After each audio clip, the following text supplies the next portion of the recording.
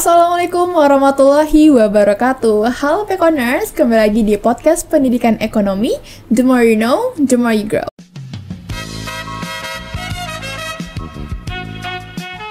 So this time we are in the segment Polemic, Podcast Lens of Economic.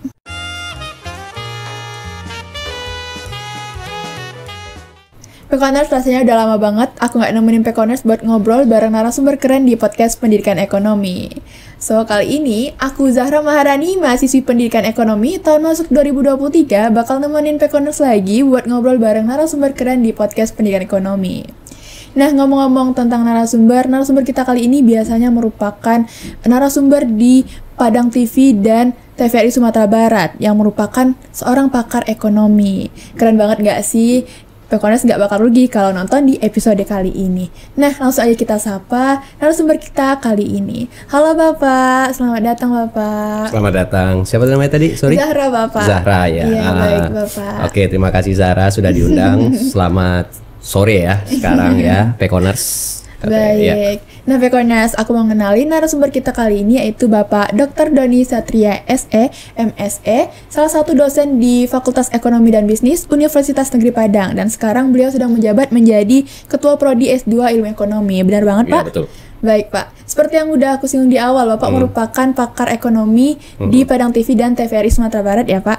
Ya, itu kan diundang aja. Iya, itu. diundang menjadi narasumber. Nah, bagaimana sekarang Bapak perasaannya diundang di podcast Pendidikan Ekonomi? Ya, happy lah. Happy ya, Pak. Karena ya saya pikir ini sifatnya edukatif ya. Iya. Jadi kalau kita mau edukasi ya saya senang aja. Baik, alhamdulillah. Oke, baik Bapak. Menjadi seorang pakar ekonomi tadi merupakan perjalanan yang tentunya nggak mudah ya, Pak. Pendidikan yang panjang harus kita tempuh terlebih dahulu. Seperti yang aku tahu sedikit mengenai pendidikan Bapak. Nah, Bapak merupakan salah satu lulusan S1 di Universitas Andalas dan Bapak sampai menempuh S3 di Universitas Indonesia bidang ekonomi. Nah, boleh dong Pak cerita sedikit mengenai perjalanan pendidikan Bapak nih? Perjalanan pendidikan? Iya. Wah, seru. Seru. Mungkin bisa menginspirasi ya. Jadi saya tuh sekolah tuh lama sekali seumur hidup.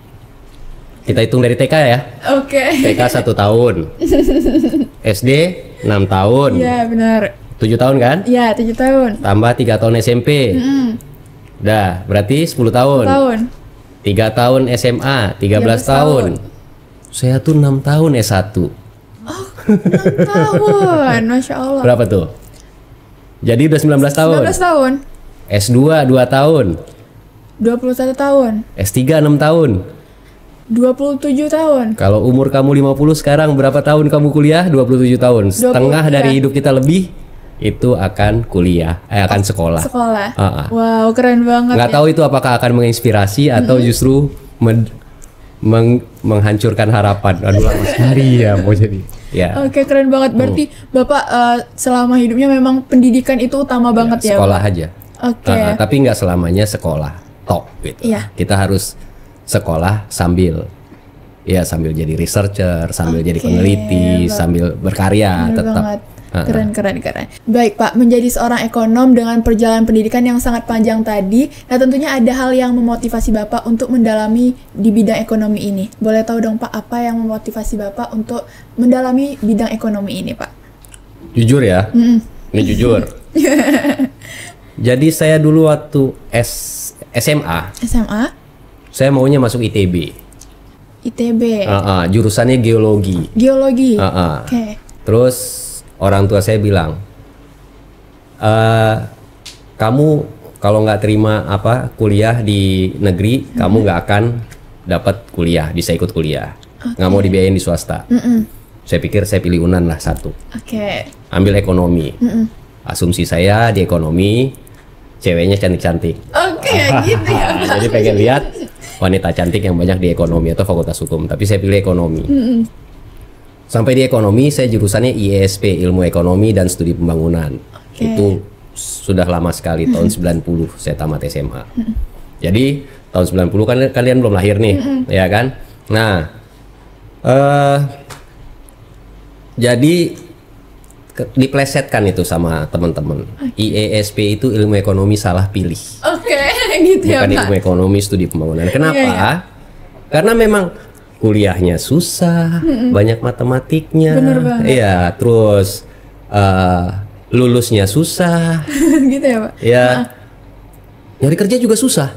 Oke, susah ya. Iya, tapi intinya saya tuh seperti tersesat ke jalan yang benar. Oke, tersesat di jalan yang benar. Akhirnya saya ketemu tuh. Oh iya, waktu itu ada Prof. Hendra Esmara, Prof. Safrizal. Akhirnya saya ketemu tuh. Saya bisa menjelaskan social science tanpa menggunakan ilmu kata orang. Menurut si Anu, menurut si Anu, menurut si Anu. Kan gitu kan, pakai referensi kan. Tapi kita lebih bisa menjelaskan proof. Jika harga naik, permintaan akan turun. Proofingnya lewat matematik. Oke. Jadi kayak belajar fisika waktu itu. Oh ya seru juga ya. Ya udahlah. Saya lanjut di sini. Nah tamatlah saya kan, lulus. Ya lulus saya juga nggak mau jadi dosen. Miskin. Ya dosen itu miskin serius. Ya. Nah saya nggak mau jadi dosen. Saya kerja di Astra. Oke, sempat kerja di Astra juga Pak. Ya, Keren banget. kemudian saya kerja di Astra.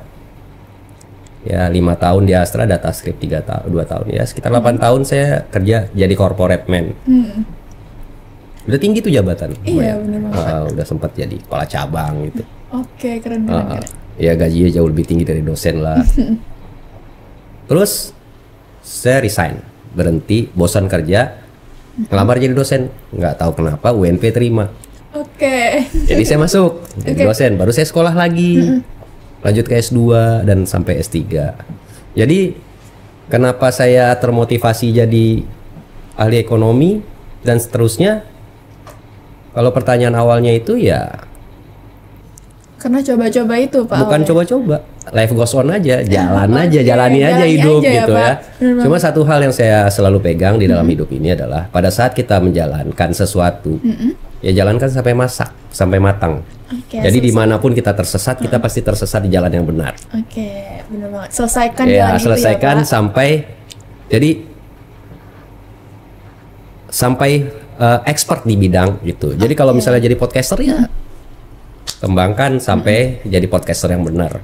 Kalau jadi ekonom ya beneran jadi ekonom. Kalau jadi guru ya beneran jadi guru.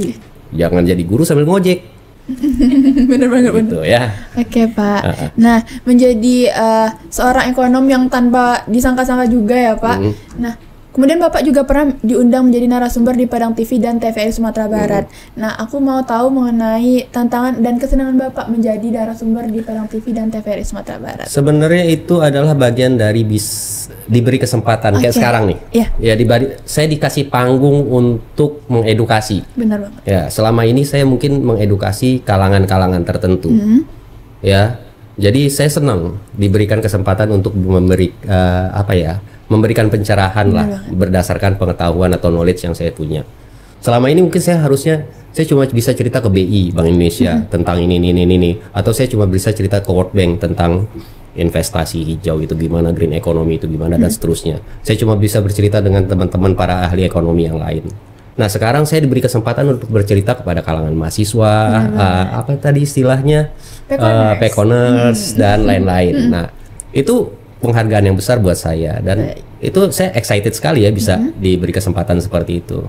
Jadi ya happy aja dan lebih enaknya lagi challenge-nya juga nggak terlalu berat kan, saya bisa cerita sesuatu yang sederhana aja, yang umum, yang harapan saya bisa dimengerti oleh masyarakat. Cuma memang tantangan terbesar adalah kadang persoalan sulit itu harus bisa diceritakan dengan semudah mungkin supaya bisa dipahami orang. Nah, itu tantangan yang paling berat kalau saya lihat.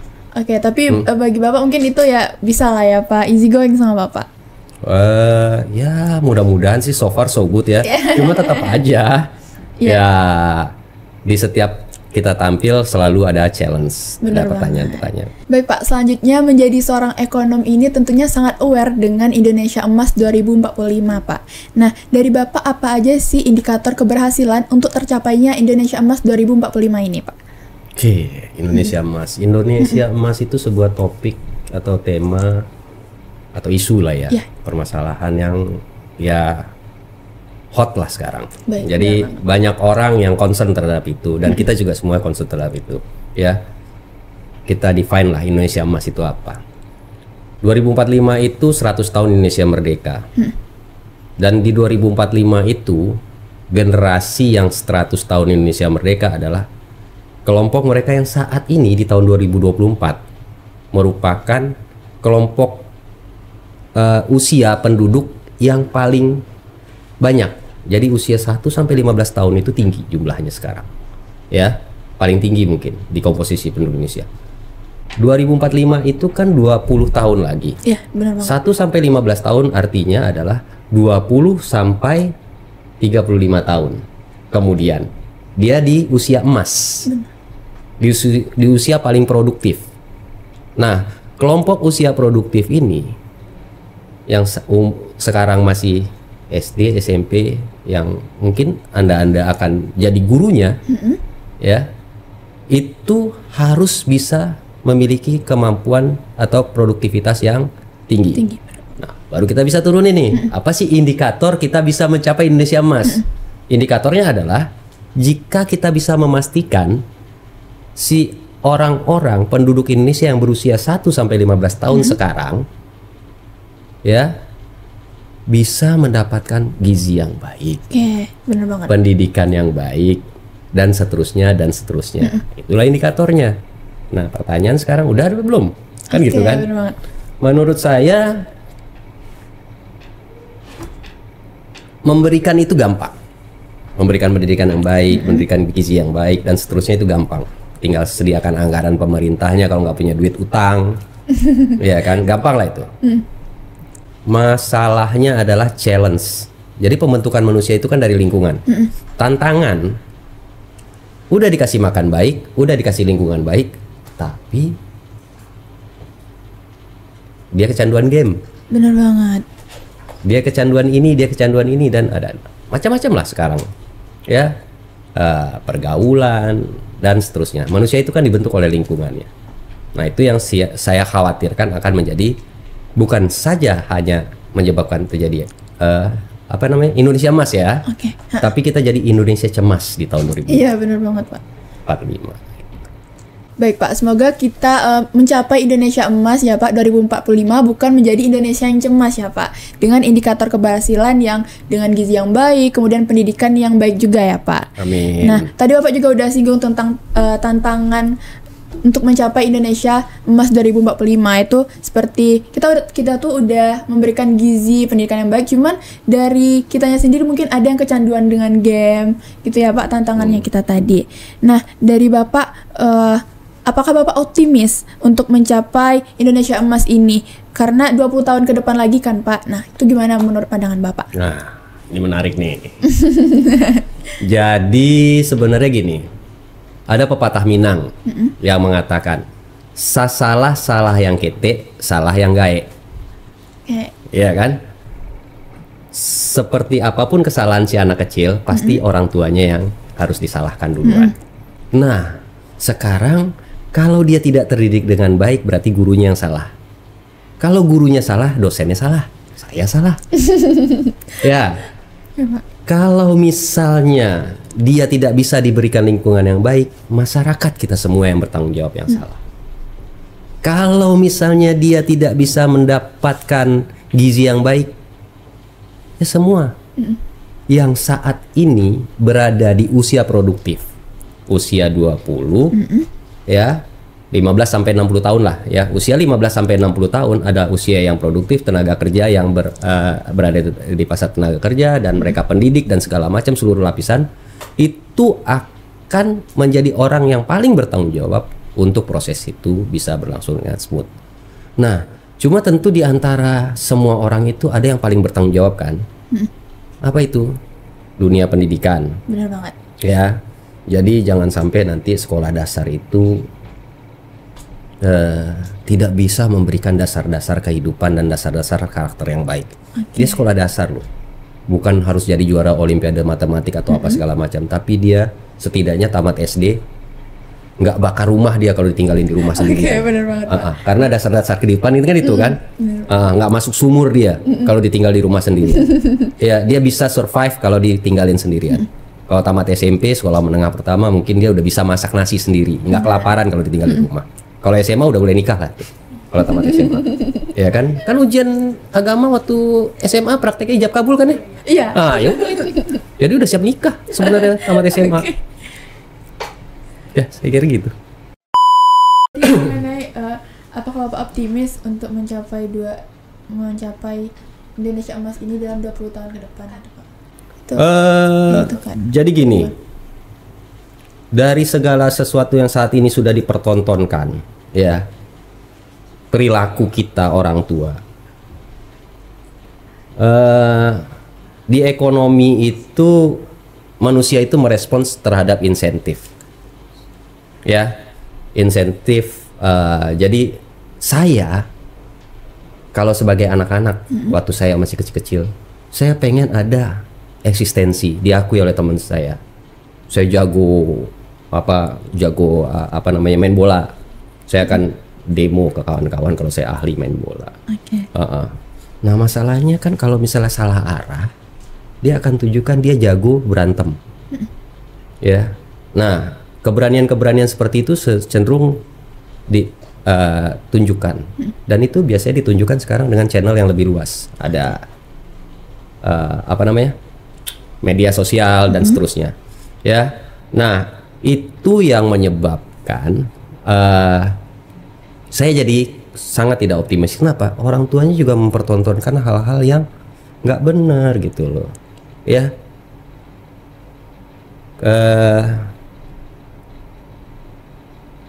Kita semuanya ya, ini mohon maaf nih, banyak sekali ya saya lihat ya.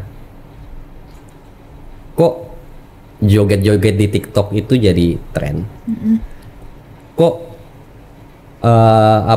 flexing barang mahal itu jadi tren, ya. Nah, dan followers, lihat ya, followers dari influencer yang nggak beres, ya, yang cuma pamer harta, body seksi dan segala macam tuh banyak, ya kan. Podcast serius kayak gini ada nggak followersnya? Ada, sedikit, ya. Nah, challenge juga sih, yang salah siapa? Ya salah lu, kita. Kenapa nggak bikin kayak seksi gitu supaya menarik gitu loh. Nah, gimana cara menarik? Ya udah ngelawak aja, kayak saya kan ngelawak nih.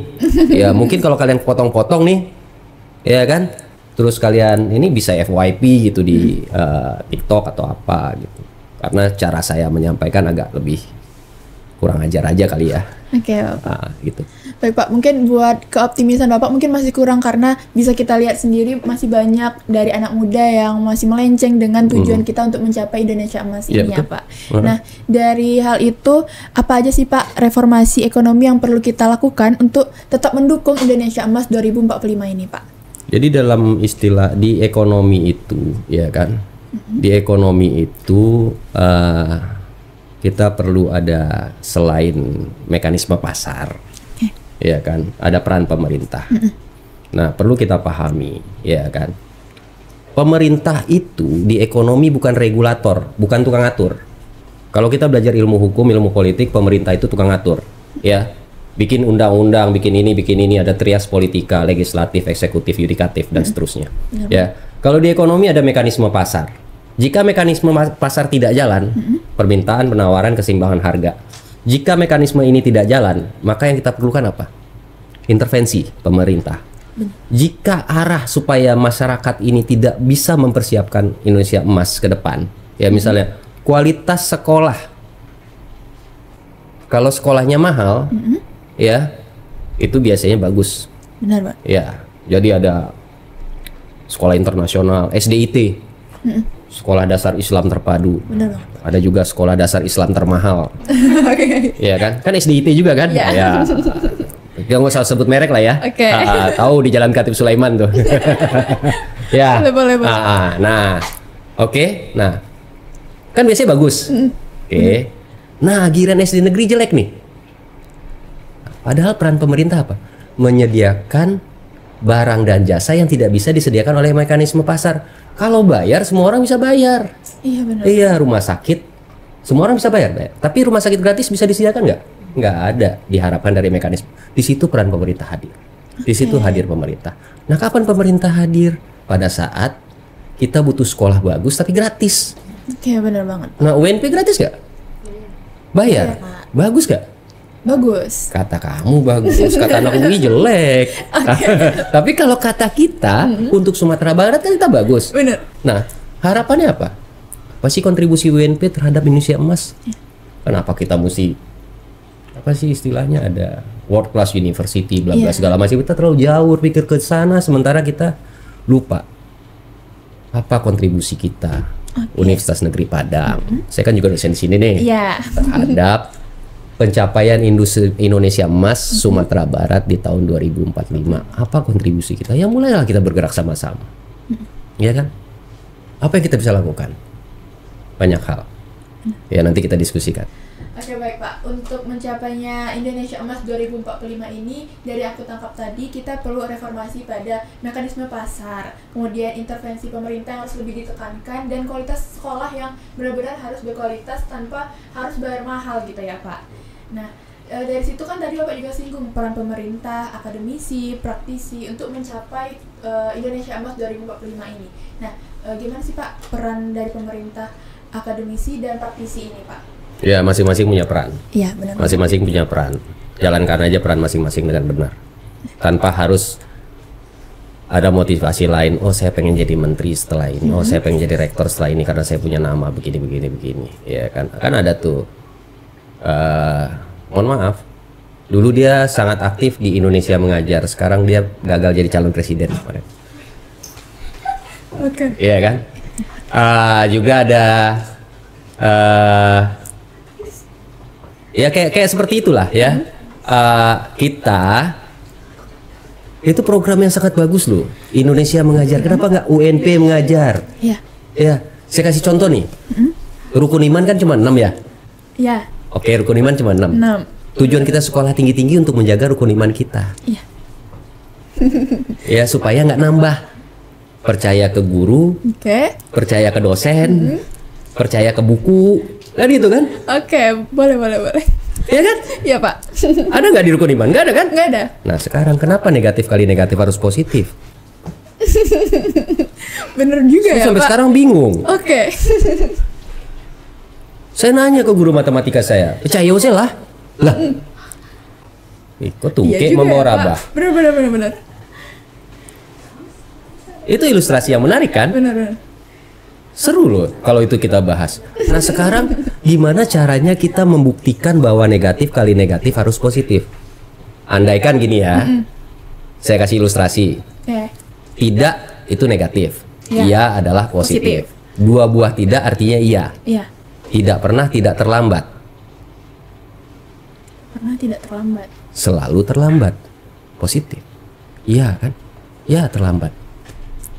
Sesimpel itu untuk menjelaskan, tapi nggak pernah dijelasin. Kalian juga syukur aja ketemu saya. Bener banget sih Pak. Kalau enggak, ya lu itulah kan selama ini. Nah itu cerita yang seperti ini harusnya kita berikan. Jadi kita datanglah ke sekolah, datang ke anak, ke teman-teman, ke semua, ya. Bawa itu cerita seperti ini. Oh iya, ajar matematika matematika SD kan gampang ya, kali bagi tambah kurang ya. Ajar bahasa Inggris kah supaya mereka bisa membaca. Nah ada satu lagi hal yang menarik. Saya ketemu dari SD, SMP, SMA sampai kuliah sampai mungkin di kalangan akademisi, literasi. Ya, mereka jago baca, lancar membaca, tapi nggak ngerti apa yang dibaca. Itu yang namanya buta huruf secara fungsional, functionally illiterate. Jadi bisa baca tapi nggak tahu apa yang dibaca. Agak aneh gitu. Terus apa yang kita harus lakukan? Iya, turun semua. Seluruh pihak pastikan di usia emas yang sekarang 1-15 tahun ini mereka mendapatkan pendidikan berkualitas dan pembentukan karakter yang berkualitas. Indonesia emas pasti emas. Oke, berarti sangat berperan banget ya Pak. Kita sendiri juga buat mendukung Indonesia Emas ini dengan kita langsung mengajar, kemudian kita meningkatkan literasi kita sendiri ya Pak. Oke, baik Pak. Nah, saya sendiri menjadi seorang mahasiswa yang tentunya bakal berperan penting untuk mendorong Indonesia Emas 2045 ini. Bagi Bapak, apa aja sih pesan untuk mahasiswa terkait peran kami untuk terwujudnya Indonesia Emas 2045 ini Pak? Ya itu. Tadi kan sempat saya singgung ya. Ya. Perintah di Al-Quran kalian apa? Yang pertama kali suruh baca, nggak suruh denger, nggak suruh nonton podcast, nggak. Ya, Membaca yang disuruh ya, baca. Baca, pahami literasi. Read between the line. Ngerti ya? Jadi pada saat setiap kata, setiap kalimat, setiap cerita, apa jargon-jargon politik atau apapun segala macam, atau kata-kata kebijakan apapun segala macam, perhatikan beyond itu ada apa. Kritis, mumpung masih mahasiswa. Oke. Ya besok kalau udah punya anak mikirinnya bagaimana makan besok. Ya, untung kalian masuk ekonomi, setidaknya pendidikan ekonomi. Kalau masuk teknik tetap aja ujian hidup besok ekonomi. Iya, benar banget sih Pak. Iya kan? Iya. Jadi masuk dokter, masuk apa, tetap aja ujian hidupnya ekonomi. Benar banget. Nah, jadi pada saat sekarang mumpung mahasiswa, idealisme itu masih bisa jalan. Benar. Ya, kalian bisa bekerja dengan lebih tulus, ya. Apa yang harus kita lakukan? Setidaknya kawal. Nih, misalnya kalau pengen kualitas pendidikan yang baik, menteri pendidikannya harus bagaimana? Kepala dinas pendidikannya harus bagaimana? Gurunya harus bagaimana? Gaji gurunya harus bagaimana dan seterusnya. Nah, itu yang kemudian kita perlu perjuangkan, ya. Anda adalah pressure group, kelompok yang bisa menekan pemerintah, pemerintah daerah, apa segala macam, yang bisa mendorong kebijakan-kebijakan di legislatif supaya nanti muncul. Apa sih sederhananya nih? Saya pakai teori ekonomi lah, permintaan dan penawaran. Jika permintaan terhadap narkoba itu adalah seperti permintaan terhadap beras, berapapun harga narkoba akan dibeli kan? Benar. Ya. Nah, bagaimana cara mengurangi narkoba? Kalau kita kurangi, kita tangkap bandarnya, ya kan? Maka penawarannya yang geser ke kiri, harganya naik, tapi jumlah permintaannya tetap. Harusnya yang digeser adalah permintaannya. Hentikan pengguna, hilangkan pengguna, atau mungkin gratiskan narkoba. Narkoba gratis ada yang mau jual nggak?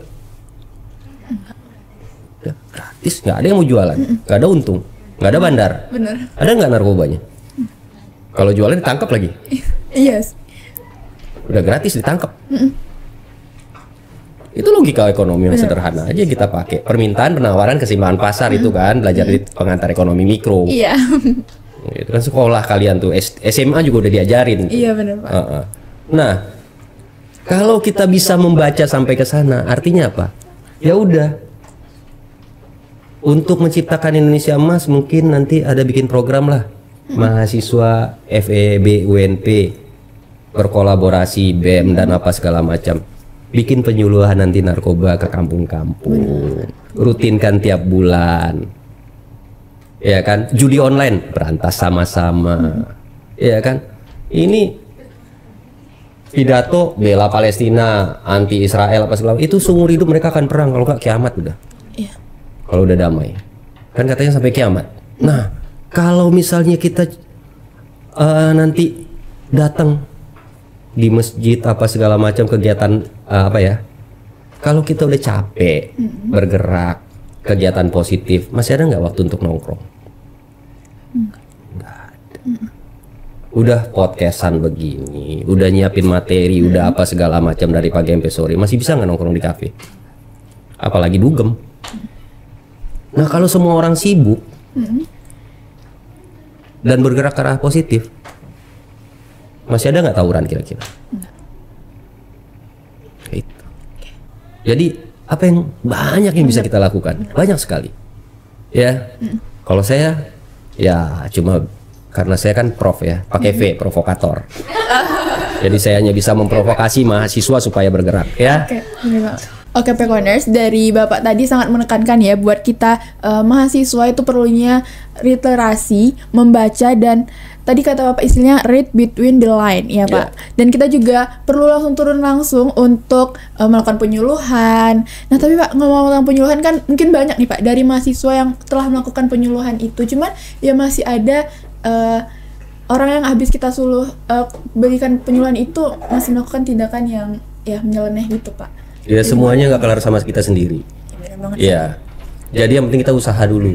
Oke. Ya, kerjakan yang harus kita kerjakan, stop sampai di situ udah selesai. Hasilnya ya Tuhan yang ngasih. Iya benar. Iya kan.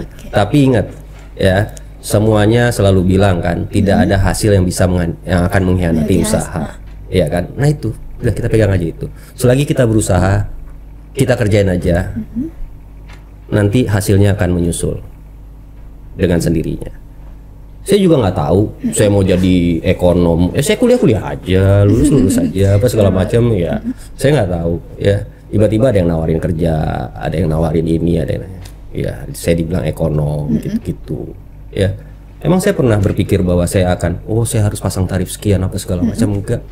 Emang saya pernah minta bayaran juga enggak, tapi ada aja yang bayar gitu.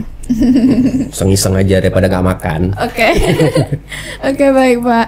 Wah Pekoners, ini seru banget perbincangan yang sangat panas bersama Bapak Doni kali ini. Nah Pekoners, rasanya aku mau ngajak seru-seruan bareng sama Bapak, yaitu kita masuk ke game session.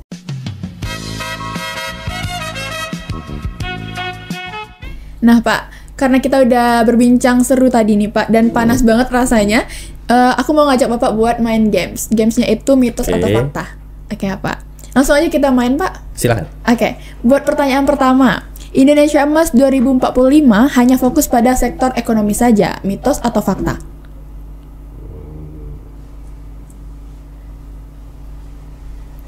Mitos kayaknya. Mitos ya Pak.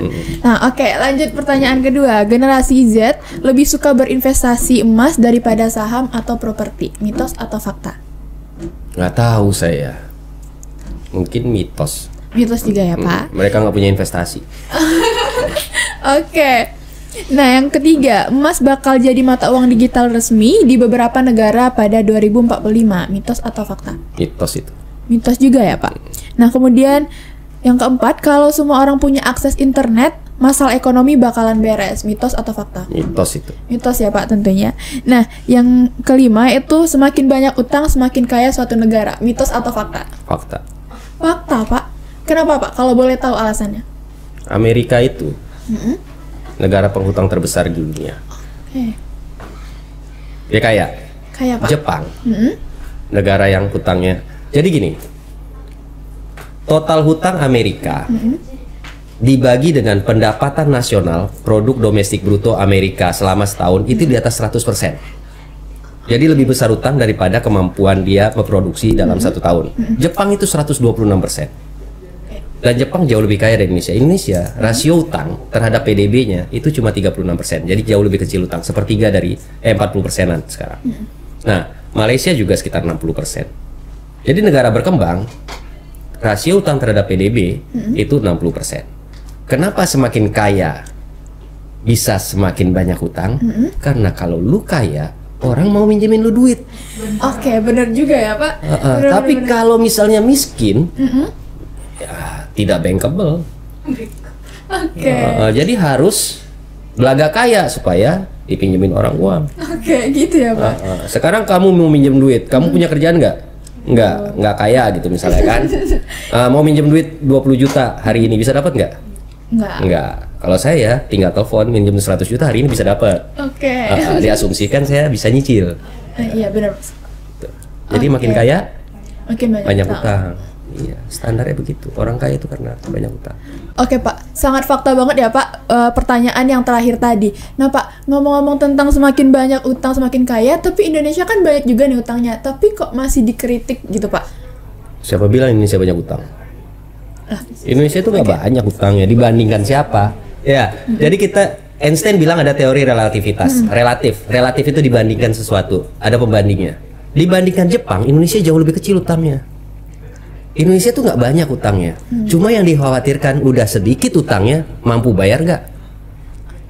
Nah, dari total APBN kita misalnya 3.000 4.000 triliun setahun untuk membiayai negara ini, bayar gaji pegawai, bikin jalan, jembatan, perawatan apa segala macam, infrastruktur, itu total sekitar 3.000 4.000 triliun ya. Kalau 1.000 triliunnya cuma buat nyicil utang dan bayar bunga hutang, nah itu udah masalah. Jadi Anda punya uang gaji 10 juta, ya kan? Cuma 8 jutanya buat nyicil utang, itu masalah. Nah sekarang pendapatan negara berapa? Kalau pendapatan negara bisa naik, penerimaan pajak kita cuma berapa? Rasio pajak kita cuma 10% terhadap total PDB, 9% mungkin. Ya, itu kan artinya apa? Nggak ada effort untuk mengumpulkan pajak. Ya itu masalahnya. Jadi kalau kita bisa menaikkan pendapatan, ya utang aja lagi. Masalahnya sekarang kita nggak punya pendapatan yang cukup buat bayar utang. Oke, berarti ada permasalahannya itu ada di pendapatan kita sendiri ya, Pak? Iya.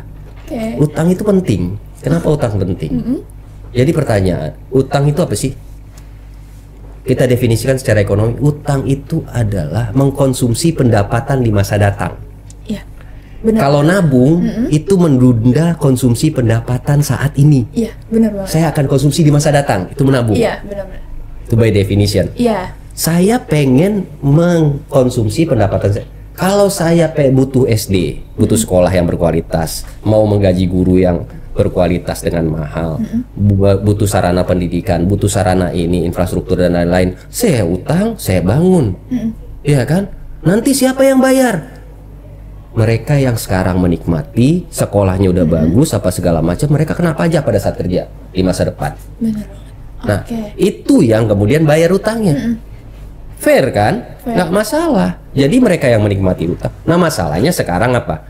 Saya utang, kemudian saya bangun infrastruktur, setengahnya buat dikorupsi. Nah itu baru masalah. Bener Nah itu yang harus diprotes. Nah itu Oke. fungsi kita. Saya kan prof ya, provokator tadi kan. Nah, udah. Jadi saya harus menggerakkan supaya kita semuanya sebagai pressure group untuk mengawasi lah proses pembangunan ini yang pakai utang. Oke, Pekoners, keren banget dan seru banget perbincangan kita kali ini bersama Bapak Doni. Nah, Pekoners, gak kerasa kita udah berada di ujung segmen episode kali ini. Aku rasanya masih pengen banyak ngobrol lagi dengan Bapak, tapi ya karena kita keterbatasan waktu ya, Pak. Nah, buat para Pekoners yang mau tahu lebih lanjut mengenai Bapak, boleh nih, Pak, diinformasikan sosial media Bapak. Ya, saya nggak aktif. Di IG ada sih saya Doni Satria 17 gitu kan. Kalau mau ngetek tapi saya nggak tahu. Saya nggak pinter gitu, nggak ngerti mau bikin story apa segala macam sosmednya. Facebook ada sih tapi ya saya jarang buka. Itu palingan di IG ya. Oke Bapak, sebelum menutup perbincangan kita kali ini, aku meminta satu closing statement dari Bapak buat Pekoners. Oke, saya tadi sempat singgung ya. Membaca itu penting, literasi itu penting, dan not just read, tapi reading between the lines. Ya, itu yang kita perlu. Jadi pahami semuanya, ya. Manfaatkan kapasitas kritis kita, ya, supaya kita bisa memahami segala sesuatu. Jadi nggak gampang ketipu lah, ya. Sudah banyak sekali tipu-tipu di dunia ini lewat sosial media dan segala macam. Tapi kalau kita tetap kritis, kita bisa menjaga jiwa kritis dengan membaca, ya. Mudah-mudahan kita, apapun ya, nggak cuma baca buku teks, nggak cuma baca buku-buku apapun ya. Papan iklan di pinggir jalan juga boleh dibaca. Jadi setidak-tidaknya, oh iya, di sana ada nomor sedot WC mampet tahu kita. Oke, bener banget sih Pak. Ya, gitu ya. Oke, Pekoners, berarti Bapak sangat menekankan nih buat literasi dan jangan hanya cuman membaca, tapi read between the line. Nah, Pekoners, buat Pekoners jangan lupa terus nonton dan dengerin podcast Pendidikan Ekonomi karena di podcast Pendidikan Ekonomi selalu menayangkan episode-episode yang menarik dengan pembahasan yang menarik. Nah, buat Pekoners bisa nonton podcast Pendidikan Ekonomi di YouTube dan Spotify di sini. Oke Bapak, aku mau terima kasih lagi buat Bapak yang udah mau berbincang di podcast Pendidikan Ekonomi kali ini. Nah sebelum kita memang mengakhiri Pak podcast kita kali ini, aku mau ngajak tagline bareng sama Bapak. Kalau aku bilang podcast Pendidikan Ekonomi, nanti kita jawab the more you know, the more you grow. Oke Pak? Ya, Oke. Oke, Pekoners, jangan lupa terus saksikan podcast Pendidikan Ekonomi. The more you know, the more you grow. Aku Zahra Maharani pamit dan Doni Satria. Oke, assalamualaikum warahmatullahi wabarakatuh. Waalaikumsalam.